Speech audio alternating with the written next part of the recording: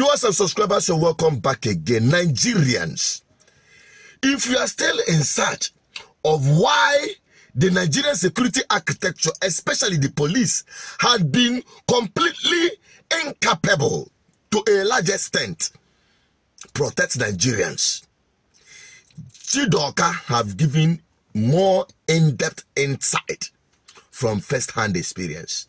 Listen to this. Me and you know that if you go to a police station today, you will need to buy your own foolscap sheet to write your statement. Don't you know that? Don't you know that if you are detained in the police today and you have malaria, you will have to buy your own medicine? In fact, the person that reported you have to bring money to buy medicine so that the police can get you anti-malaria medicine. They have no budget for it. The police budget for fuel, and I use that argument because I have managed the Federal Road Safety Corps. The police budget for fuel translates to about 1 liter a day for their vehicles and for all their police stations in the country.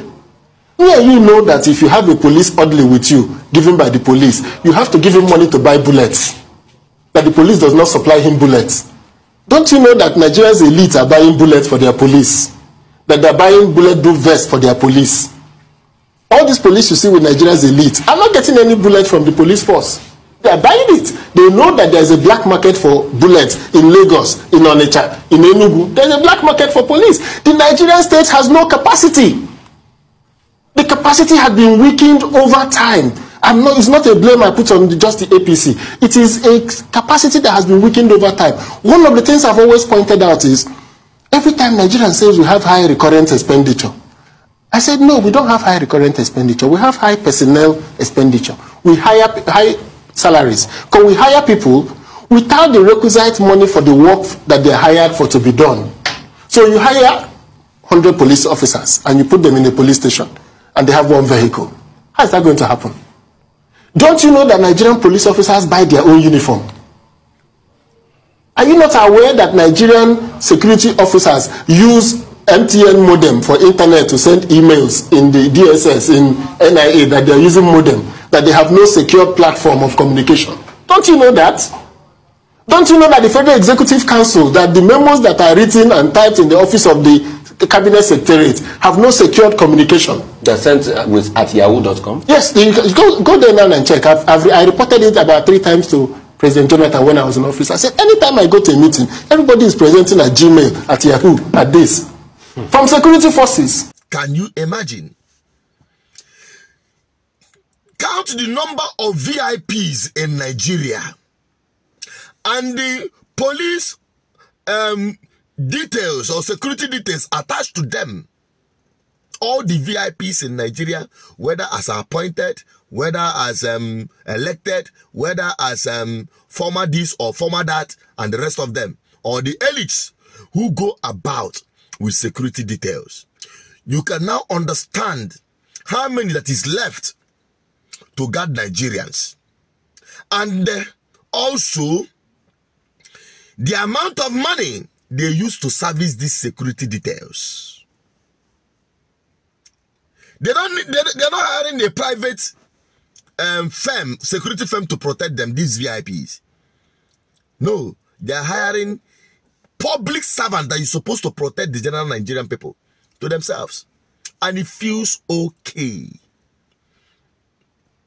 And it feels okay. Tell me in any place outside Africa where they borrow this mentality of that's numerous security architecture from the police to guard them individually, and the amount they are spending. You know, you see why they will continue to stay public fund in order to service their security details, their luxurious lifestyle, their motorcade of convoys. You can now understand why corruption and impunity had become the tradition of public servants and public officers in Nigeria. And that is what is breeding bad governance, that is resulting to insecurity.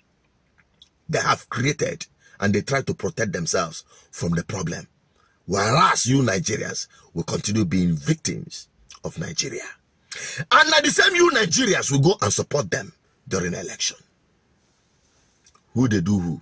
Now you Nigerians I dey talk to. I'm not talking about this political clash. No, I'm not interested in them.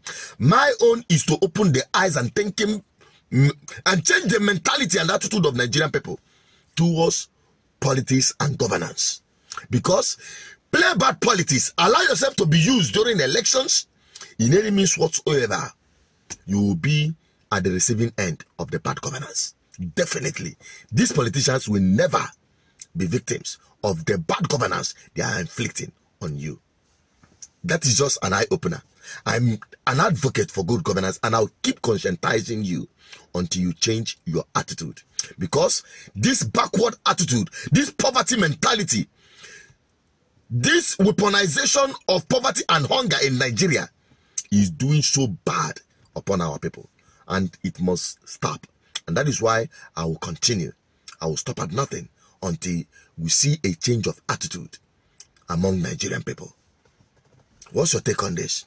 Please help me share this, because I think Nigerians are not seeing this one or hearing this one enough. Maybe this one will open their eyes and understand how they are victims of Nigeria, because Nigeria have happened to every one of us. Help me share this video. What's your thought on it? Drop it on the comment section. Bye-bye for now.